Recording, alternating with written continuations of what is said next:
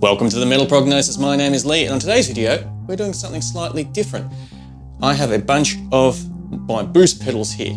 We have TC Electronic Spark, the Eros, Savage Drive, Palisades, Fortin 33, Precision Drive, the Demon Effects one, that's like the interesting cousin one. We have the Stonegate Effects boost pedal, and we have the Dirty Tree there by Pepper Pedals.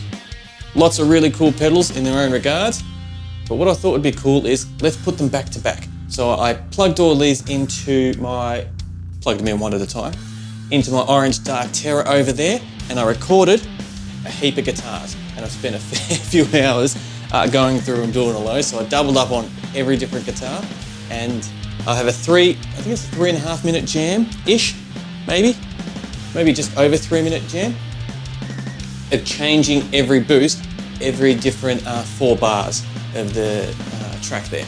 So what I thought would be cool is, let's do a blind shootout for all these. So I'll just put up on the screen different letters representing each different pedal, so A to H, and I recommend you try this with headphones on, and just hear the difference between them. Not really so much to try guess which pedal's what. If you want to do that, by all means, go for it. But more so, think about the difference between each ones, see which ones you lean towards, more the flavouring of your characteristics that you like in your guitar boost, and which ones maybe you think aren't the best. And then the very tail end of the jam, I'll do a reveal for the pedal's last appearance, so you can see what they actually are. And then yeah, we'll have a chat about it on the other side. So as soon as I cue the intro cartoon, we'll go straight into the actual jam. So a little bit different compared to most of my other videos, but it's going to be lots of fun. Now, just as a little bit of a heads up, with the Palisades here, really cool pedal, really powerful. These are the settings, actually all the things here are the settings that I used for the jam, if you want to have a quick sneak peek.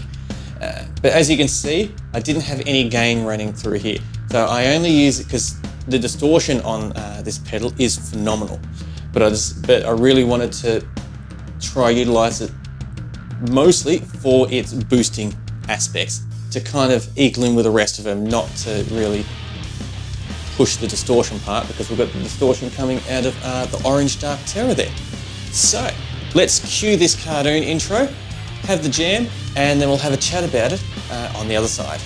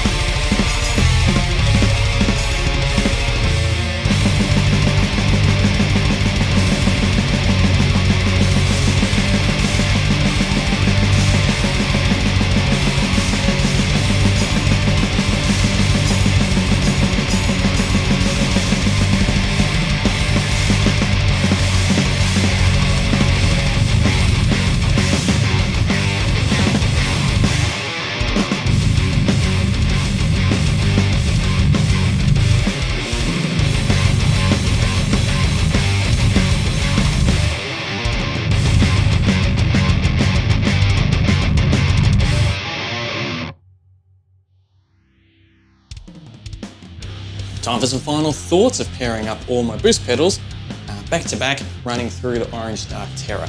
So firstly, the chain that I had running, so I had my 7-string guitar there, running through each individual pedal when it was the pedal's turn, going through my Orange Dark Terror. Then I had the custom Coffee Audio's IR pack, the Roman IR pack, running through at the very tail end there. So firstly, I will say I'm having a little bit of a bad stuttering today, so please bear with me as I get through these final thoughts here.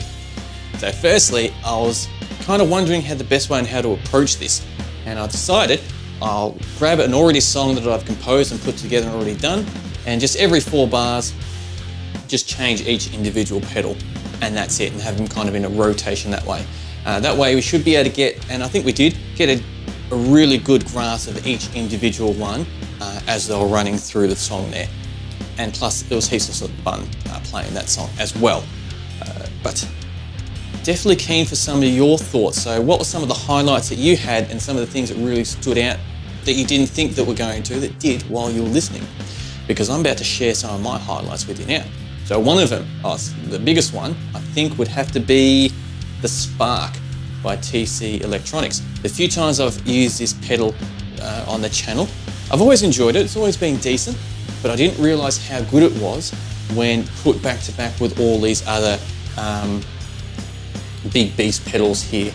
So that was, now as you can see, like the EQ there, I had to dial back the bass and put the treble up, which is a very common thing for me to do because, well, not only because I'm a fan of the 33, but when using low string and low tuning guitars, I definitely like to drop out that bottom end to clean it up and tighten it up a bit. So yeah, I tried to do as best as what I could with the TC Electronics Spark there, and kind of with all of them as well. So that was definitely a nice standout there. The other standout I think I had was with the Eros, the Savage Drive, and the Palisades pedals. So with these, I think that they had the most aggression when it came to the stop-start type of guitar playing. So when I was playing the stop-start parts on the guitars, I really actually played even more aggressive on the guitar because I felt with the characteristics that they gave, I had that extra leeway and that extra breathing space to really be able to push it harder. And that controlled the stop-starts really, really nicely. To a point where I was pleasantly surprised by them. So yeah, definitely take my hat off to those, because I didn't realise, and I'm going to say there's a lot probably as one of the thoughts of how much I didn't realise until I put these all back to back. The 33 was, as the 33 is, I'm a big fan of it, and I love the aggression and the bite that it brings to my guitar tone. And absolutely no exception with it. As soon as I plugged it in, it felt amazing. Same with the pepper pedals, with the Dirty Tree and the Stonegate Boost. They're just really nice and solid pedals. I think the Stonegate surprised me the most because it had a lot more bottom end come through it than I thought it would have. When I was actually playing it, I didn't realise it. It was only till I put them back to back, playing back the actual songs, when I was editing it and lining them up as I did I realise how much bottom end and dynamic was actually sneaking through compared to the rest. So I can't remember if it was the middle setting or the one to the far right that cleans up the bottom end the most. Not to say that it was unpleasant, not at all. It was only when I heard it back, it was kind of a surprise. I was like, oh, that was a little bit different. Yeah, and I was also surprised because on the Dirty Tree here, if you have it on the TC setting, I don't know if it's emulating the TC or the 33, but it's got a preset EQ. And I decided to dial them in myself this time. And I felt like they gave me a lot more oomph and a lot more characteristics. So that's why I went with that. The only negative thing I have to really say about all this was the Precision Drive by Demon Effects. It's a clone, it is the cheapest, and I shouldn't be surprised, but I am, because I didn't realise how much unwanted noise it actually gave. And even listening back now when I hear it, as soon as it comes on, I just know it's that because of its unwanted noise I couldn't get rid of. I had the gate put on full here and it still wasn't powerful enough or strong enough to cut off the sound as much as I wanted it to. So there's a quick overall of my Boost Pedals collections. So thank you very much for joining me in this conversation. It was lots and lots of fun putting together. Time consuming, but lots of fun and well worth it because the end results brought up a very interesting conversation, and hopefully you'll help continue on that conversation because I found this very interesting. So once again, thank you very much for joining me in this video, and I thoroughly look forward to chatting with you again in the next video. And until the next one, please stay safe.